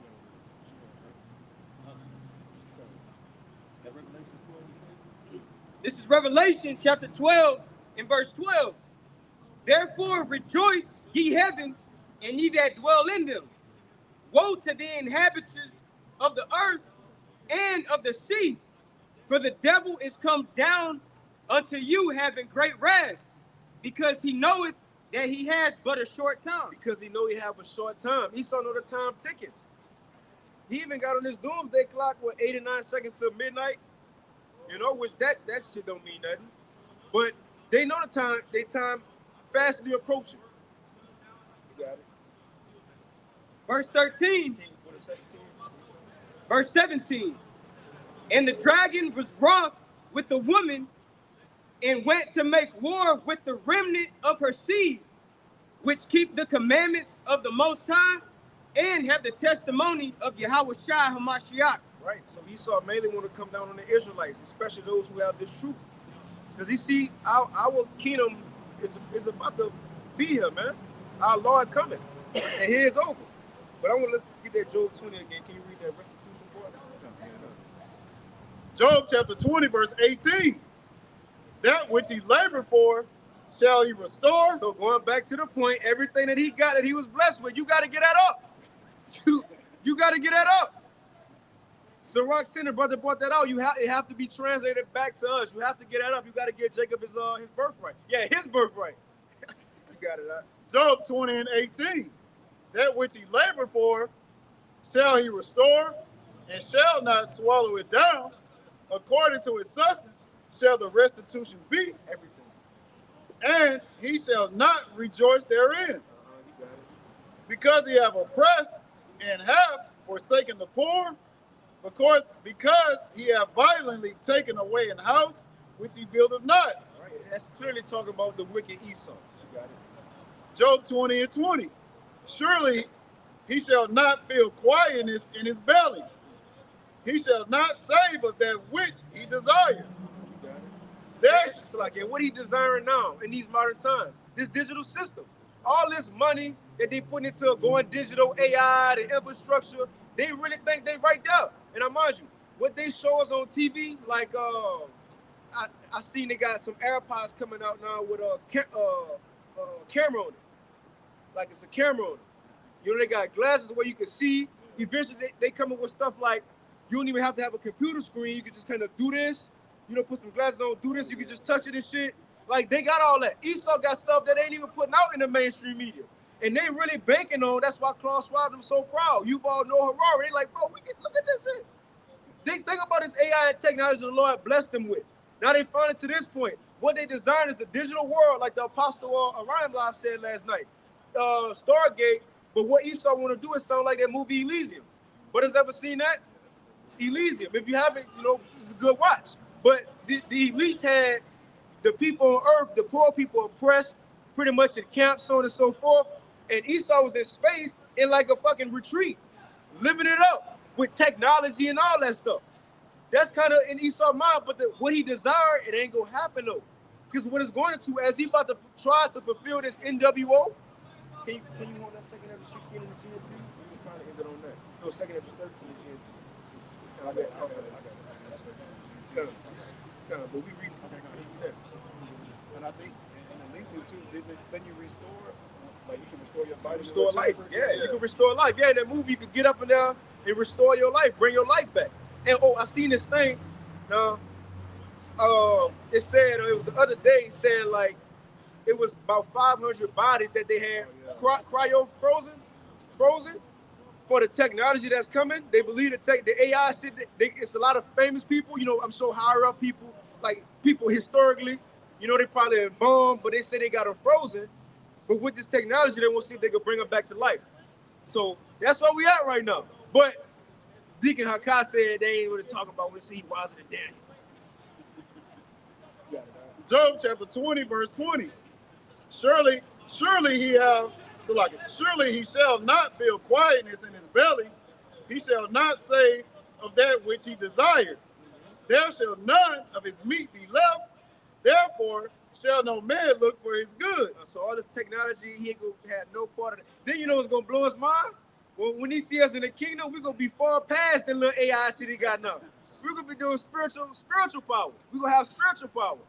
And what they trying to do and get to the next level, we're gonna be fucking with them like, hey, so look, watch this. And we're gonna be doing the shit they trying to get to. Yeah, that's gonna mess them up. Like, and look, bro, everything that Esau see, even when he told Esau that blessing, that was kind of like an AI blessing. That was an artificial what Jake had. It wasn't, he got it, but what I'm saying is it wasn't really the full thing. Like Jake just gonna have it and chill be forever. Esau had to fight, you know, go to war. You know, you look at it as a lame in your own kingdom. How you the elites and you hiding? We're gonna be hiding? Bro, everybody, we're gonna be hiding in the secret. We're the Illuminati. No, light's supposed to shine. We're gonna be hiding in our kingdom, man. So you had a kingdom, you don't want nobody to know who you are. So I'm gonna say Elon Musk the richest man.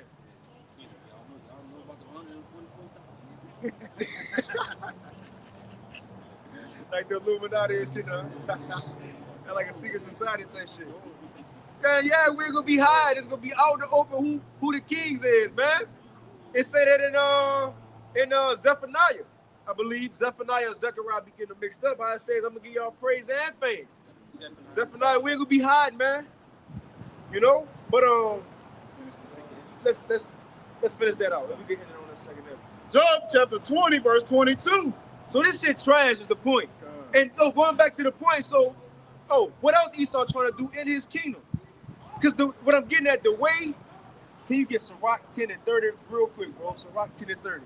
The way Esau ruling right now is so low level. Like people praising Lord the Rothschilds because of money, right? But when Esau see how we gonna be in the kingdom, like I'm talking about the kings of this earth, when they see how we gonna run stuff, how we gonna be, how we gonna conduct ourselves, how we gonna help the people, so on and so forth, rule the earth, and not just that, how we gonna have the power that they want. They got technology, like they battery can die. It's gonna be in us. I can do it with my hand. Look at this shit, right? I ain't gotta put a chip in somebody's brain. But not just that. The other point I want to make is, what else is Esau trying to do? He's trying to go down into the water. He's trying to go up into heavens. He's trying to search the whole earth that's here. We gonna do that with ease.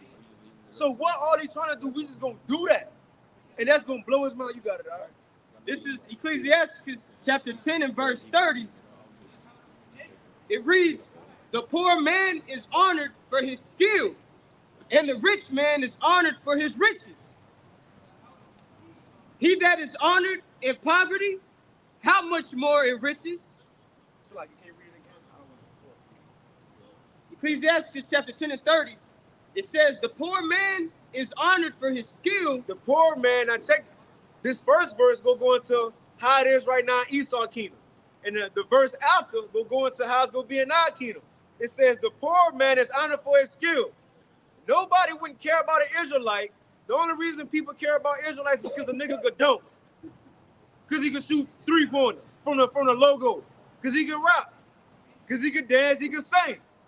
Right? Or he got a lot of followers, entertainers. For our skill. Or you could, and not just saying niggas. Southern Kingdom. Northern Kingdom. Bro, the world loved them. That's your best soccer players. Most of the MLB, Major League Baseball, that's full of Northern Kingdom. You can have a dude walk up there, look straight like Wesley Snipes, but he could be from Cuba. You see? But yeah, people love us for our skill. Psalm 137, they required what's a song for entertainment purposes. They did that in slavery. Sirach 10 and 30, the poor man is honored for his skill, and the rich man is honored for his riches. The poor man is honored for his skill, and the rich man is only honored for his riches. Think about this. Nobody want to be like a so-called white person. Even like they men, people know them, they weak. They ain't got no style, no salt. The women, they bodies ain't it unless they get surgery. Them thin-ass lips. They hair don't got no type of life to it. It's just dead. You can't do no styles to it. Nobody want to be like you. You don't have no real culture. You got all cultures. They got their different cuisines, right? Their different foods they cook. What's these? Hot dogs, hamburgers. Like, nobody want to be like American. The only reason people show the so-called white man, woman, and child respect is because they got the money right now, man. Because you got the riches. That's why. That's the only reason. Can you start from the top again, bro? God, this is Sirach 10 and 30. The poor man is honored for his skill, and the rich man is honored for his riches. Now, we supposed to be slaves. We supposed to be poor. But we still the trendsetters in captivity. The world want to follow us in captivity. Nobody want to be like Esau as he ruling. You got it. Verse 31. He that is honored in poverty, how much more in riches? If we the trendsetters and the world want to follow us while we in captivity, what you think it's going to be like when we in our stature? We're going to have them new bodies. We got a spirit in us, right? We're going to be on point, man. How much more is people going to want to be like us? Now you got nations sagging their pants to be like a thug nigga. You got more bites want to be like a boss bitch. That's my language. We want to be like a boss bee. You see? No, in the kingdom they gonna want to be righteous. You gonna have more up in the fist, the pick. You have more out with the froze, the pick. We probably got some sandals with some gold. I don't know where we go. I don't know the footwell. But yeah, they go, boy, you see the ones so had. We gonna set the new trends. If we honor right now for our in poverty while we in captivity, what you think how the world gonna feel about us when we ruling in new bodies, man? Right. Do the AI stuff without having chips in us. Could fly without getting on the plane. I wish I demonstrated that. Whenever it came to healing, he healed instantly. It wasn't no need for you gotta suffer and heal. Wait till your scars heal up and shit. It was instant on the spot, man. It's a different. That's why we're the sons of God, Yasha Allah. Sirach chapter 10 and verse 31. He that is honored in poverty, how much more in riches? How much more in riches? Now remember, the rich man, while he was in his riches, people weren't messing with him. Let's see how it's gonna be when he in poverty now. And he that is dishonorable in riches, how much more in poverty? Is this the man? People go, what is an Edomite? What is an Edomite without riches and without that sword? Nothing. Nothing. You don't have nothing. Think about the so-called you don't have nothing. The reason people fear you want to be like you is because money. Because, you know, you can give them a record deal. You the owners of things. And a gun. Take that weapon away. Esau's scary, man. Esau scary. You know, they're the type like you flinch at them and they do shit like that. You know, like that crazy, like, you know, like you know, you throw your setup, they, you know, that Esau ain't got it, bro. He ain't got it, but he got a gun though. You gotta see, that's what make him something. That's what give him pride, that money and that gun. Take that away, and that's why we go look at him in the kingdom and say, this him? Is this the man? This can't be him. Not you who was destroying kingdoms and taking down people and oppressing people, not you. You see? But that was it on that. We can go back to that Job. Because winter time, man, all this stuff about to fall, man. We're going to get that second. Job chapter 20, verse 22. In the fullness of his sufficiency, he shall be in straits. Talking about Esau. So in the fullness of him beginning to finalize his new world order, the Lord was going to start making it difficult. How? Like now. The truth coming out, you got insiders speaking on it, what they talking about, their plans, you got the prophets speaking on it, right? Time moving faster for them. Things ain't going as easy as they thought it was. The closer they got, you got it. Job 20 and 22. In the fullness of his sufficiency, he shall be in straits. Every hand of the wicked shall come upon him. Every hand of the wicked shall come upon him. Now, this is not talking about, or it said wicked, that's talking about, no. It's not talking about just Edomites right here. When you go into this word wicked, the Hebrew word is aimal, which is the everyday worker. You know, the everyday person who working, slaving to make money, right? Getting ripped off by these elites. That's what it's talking about. So that's how we know all hell about to break loose. It says once Esau was right about to be, and it's the chaos we started with earlier.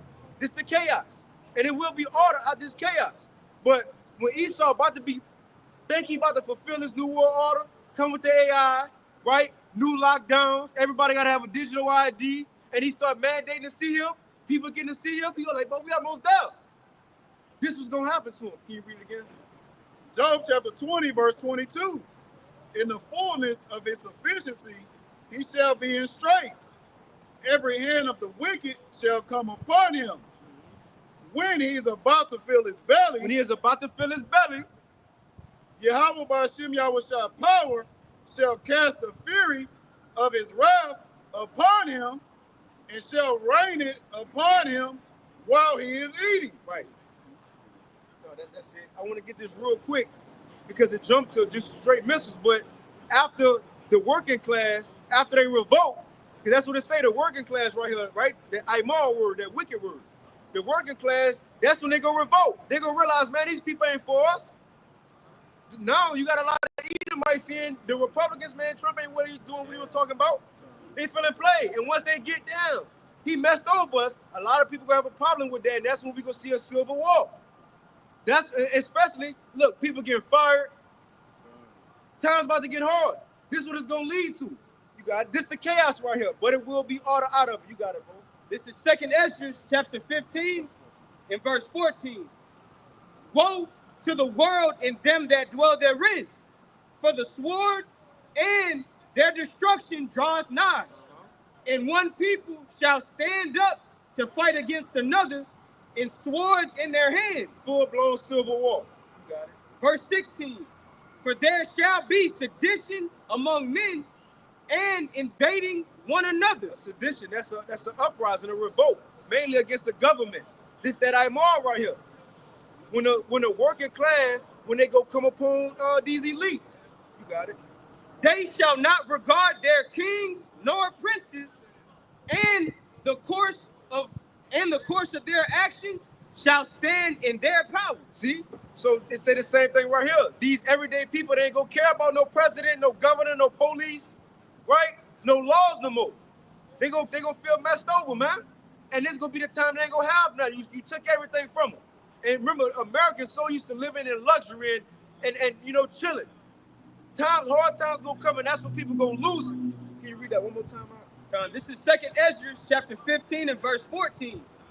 Woe to the world and them that dwell therein, for the sword and their destruction draweth nigh. And one people shall stand up to fight against another, and swords in their hands. Now, mind you, as we read this, what else happened at this time? The MOTB mandated, World War III, like right there. It says it's right there. Every full-blown Jacob trouble as we reading this right here. You got it. Verse 16, for there shall be sedition among men and invading one another, and they shall not regard their kings nor princes, and the course of their actions shall stand in their power. Meaning the citizens go do whatever they want to do. Ain't no more law. Law enforcement. The law enforcement gonna be trying to save their life and their family life. Who gonna take you to jail now? What Secret Service gonna be protecting? They gonna be trying to protect themselves. Where they probably gonna try to hit a bunker. The law they gonna have them make it. And you might have Trump in the teeth. I don't know, right? But you like the movies. A lot of them try to get out those government and they get caught in the mix. You see? But you can keep reading, all right? 2 Ezra 15 and verse 17, a man shall desire to go into a city and shall not be able. Now check out the format. It says once that happened, can we read this in the GNT from here on out? 2 Ezra 15 in the GNT from here on out. Now check this out. It says once the people start revolting, going against the government, not caring about no laws, this was gonna happen.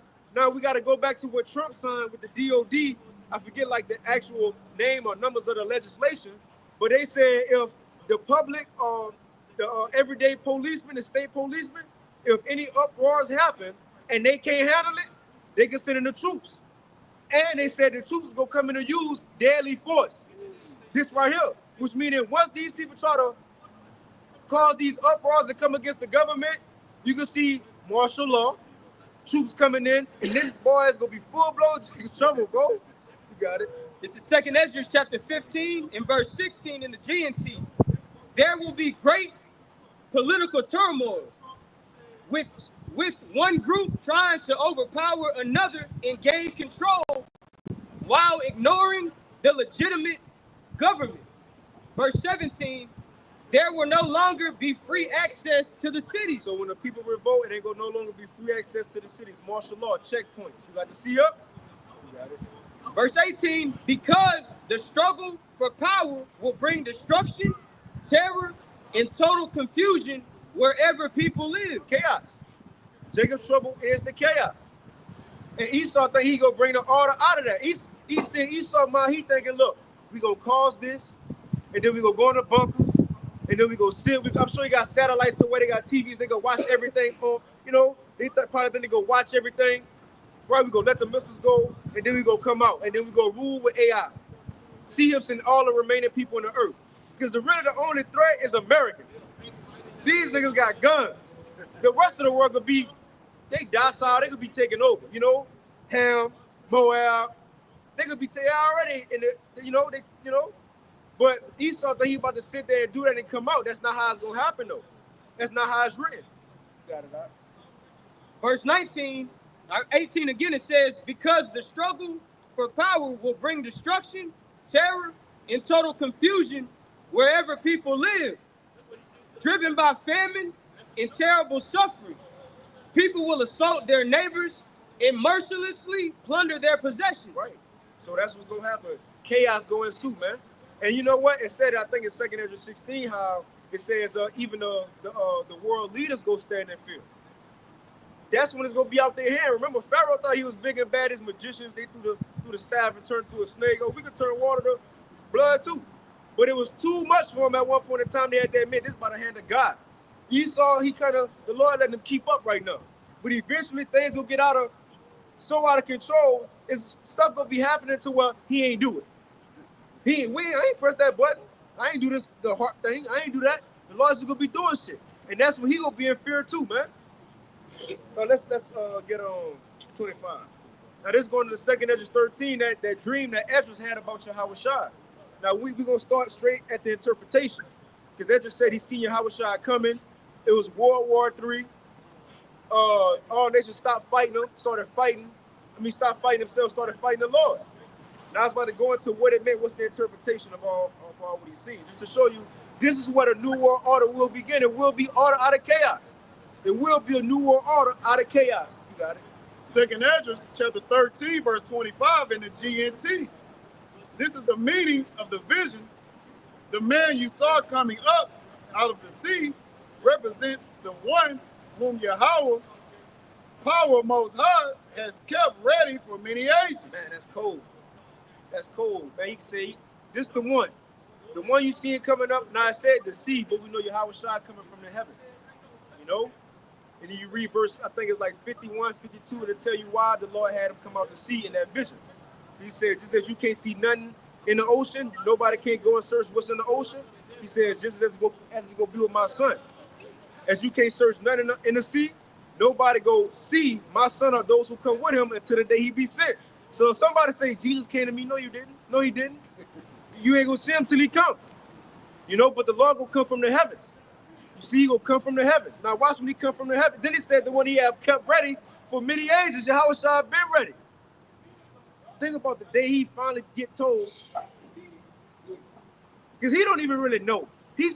See, the Lord ain't even, well, he done with his life. He done with his, you know, what he had to do on earth, but he's still watching too. He still got to watch too, because he don't know exactly when. And he feel like, okay, he see, you know, because, you know, we think, now he know a little more, right? But he still don't know the exact day though, you know? Now I'm sure you know more, but the exact moment, man, think about that. The Lord will be sent one day to fulfill all that's said about it. You got it? He will free the world he created. Okay, you start from the 20, you gotta read them together. Okay. It say he gonna free the world which he created. 2nd Ezra chapter 13, verse 25 in the GNT. This when everybody meet their maker. You got it. This is the meaning of the vision. The man you saw coming up out of the sea represents the one whom Yahweh power most high has kept ready for many ages. He will free the world he created and establish the new order for those who survive. You gotta read that slow right now. Okay, go ahead. He will free the world he created and establish the new order for those who survive. So will it be a new world order after chaos? Yeah, so he goes, can you get Isaiah 9? Let me just start at 5. It's going to be a new order. After Jacob's trouble, after Leviathan popped out, after missiles are shot off, America destroyed, out of all that chaos in the earth, it's going to be a new world order set up, and it's going to be the order of the Israelites by way of the house of David, man, and Yahweh Shai. You see? Can you read that one more time, Mark? 2nd Ezra chapter 13, verse 25 in the GNT. This is the meaning of the vision. The man you saw coming up out of the sea represents the one whom Yahweh power most high has kept ready for many ages. He will free the world he created and establish the new order for those who survive. Establish a new order. This is Isaiah chapter 9 and verse 5. Let's find out what the order is. What's going to be the new world order? That's going to be in the earth. You got it. Isaiah chapter 9 and 5, it reads, for every battle of the warrior is with confused noise and garments rolled in blood. But this shall be with burning and fuel of fire. What it's talking about, World War III. So this talking about World War III, right? Let's see what's going to happen after this chaos in World War III. You got it? Verse 6. For unto us a child is born. It's bringing up Yahweh Shai. So after World War III, is bringing up Yahweh Shai for a reason. Let's see what order he going to set up. You got it? Unto us a son is given, and the government shall be upon his shoulders. And his name shall be called Wonderful, Counselor, the Mighty God, the Everlasting Father, the Prince of Peace. That's his titles. Got it. Of the increase of his government and peace, there shall be no end. No end. Upon the throne of David. Upon the throne of David.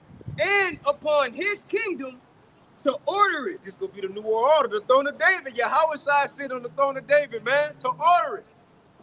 And to establish it with judgment and with justice from henceforth, even forever. Come on, man. The zeal of the Lord of hosts will perform this. Come on, man. That's gonna be what's gonna be set up after World War III, after Jacob's trouble. The new world order of the Israelites, which are our Lord, who the world ignorantly called Jesus, with him ruling, man. Him at the helm, as you know, as they would say. Him at the helm, man. You know? And when it said the government gonna be upon his shoulders, who is that? The 144,000. That's what it say in Revelation 14. Because not all Israel, right? All Israel ultimately we the chosen people. But remember, it says he's seen a lamb and the 144,000 on top of Mount Zion. All the whole nation, we are about Zion, right? But it's a hierarchy. Yahweh and 144,000 on top of Mount Zion. That's what it's saying in Micah. The tower of the flock.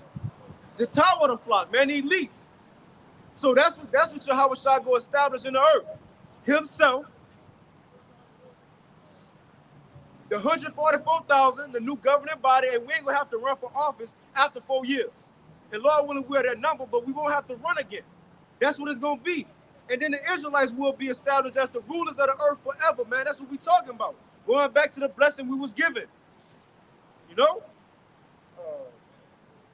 Let's get what you had.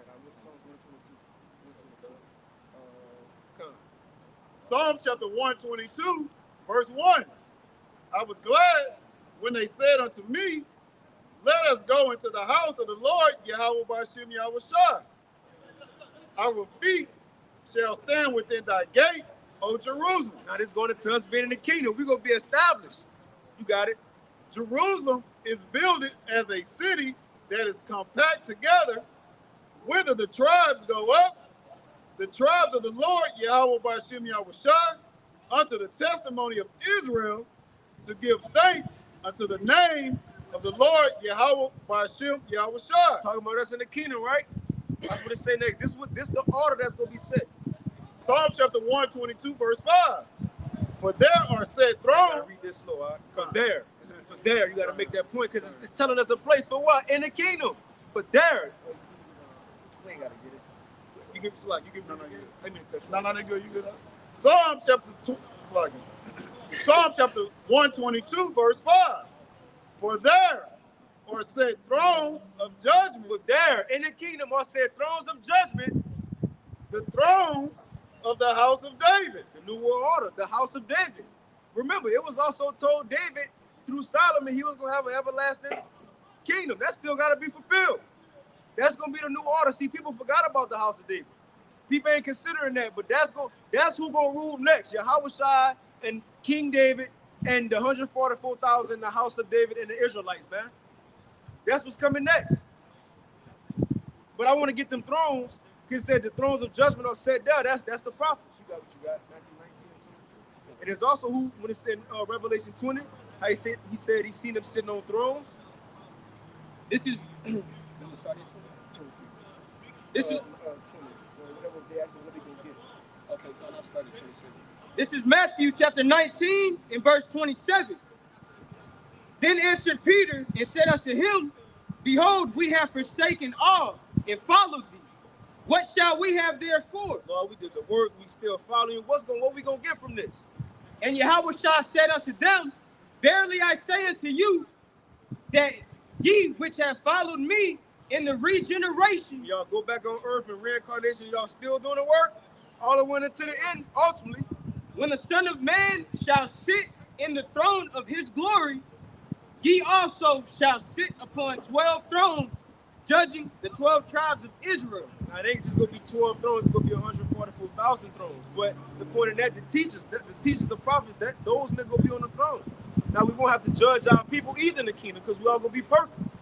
But what it mean by judging the 12 tribes, again, we going to be the leaders. We even going to be giving that advice to our people. They probably going to be coming to us. So, you know, how should I, how you think I should run this province or whatever? This land. I got these slaves. What would you do with it? Right? We could kind of, be given direction, man. You see? But that's going to be the new authority in the earth. Yahweh Shai, King David, and the rest of the 144,000 after King David, because he the vice president. You see? But that's what it is, and that's coming after all hell break loose, man. Matter of fact, we can end it on the second episode 26. 25. We can end it on that. We'll get it first. So see, hard times coming, but the point is, well, not just hard times, but Esau's world is ending. And it's going to end with hard times. But we know, according to prophecy, when it's over with, we got a whole new world, a whole new life we about to live, man. We ain't even living. We finally gonna live. Second Esdras chapter 4. Second Esdras chapter 4 and verse 25. It says, What will he then do unto his name whereby we are called? Second Esdras 4 and 26. Then answered he me and said, The more thou searchest, the more thou shalt marvel. For the world hasteth fast to pass away. Let's talk about the times we're in. This is the only time period it said that times go move fast. In Revelation 12, Esau know he got a short time, so it says the more we get into this thing, we gonna marvel. The closer we get, we gonna marvel. It says because this world is fastly passing away. Got it. And cannot comprehend the things that are promised to the righteous in the time to come. For this world is full of unrighteousness and infirmities.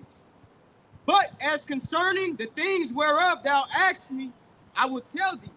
For the evil is sown, but the destruction thereof is not yet come. Right, so we see America on its way out. There's a lot of wickedness going on. There's going to be more attacks that happen. You know, and we know this place eventually going to get destroyed, and we see it's at that level, but it haven't happened yet. Right? Verse 29. And therefore, if therefore that which is sown be not turned upside down. So if America don't be destroyed, if the system don't be taken out the way, and if the place where the evil is sown pass not away, then cannot it come that which is sown with good. So as believers, we need this to happen. The worse it get in the world, the better it is for us. If America don't be destroyed, if Esau don't fall, if a so-called disaster don't happen and we can't go to work no more, you know, if Jacob's trouble don't happen, if the sea hip don't come, if missiles don't be shut off, we'll never get in our kingdom, man. We can never get in the kingdom. So the point is, these things have to happen. Yeah, straight up. That's what it gotta happen like that. Prophecy have to happen, man. Esau have to fall, America have to fall in order for life to flourish. The wicked have to be taken out the way. You know, but with that, every time you had anything? Now with that, you know, Lord willing, this free speaking was edifying, and this sacrifice was accepted. You know, and with that, we want to give all praises, honor, and glory unto Yahweh, Ba'ashem, Yahweh Shai, Ba'ashem, Rafaqadash. And double honors unto the apostles and elders of Great Millstone, as well as the men that taught them. And peace and blessings to you Joachim out there, who pushing his word with all truth and sincerity, and as well as you believers out there who believe on the gospel. Keep fighting, keep pushing, and we almost out of here. With that, shalom. Shalom. Man, I sure wish I could.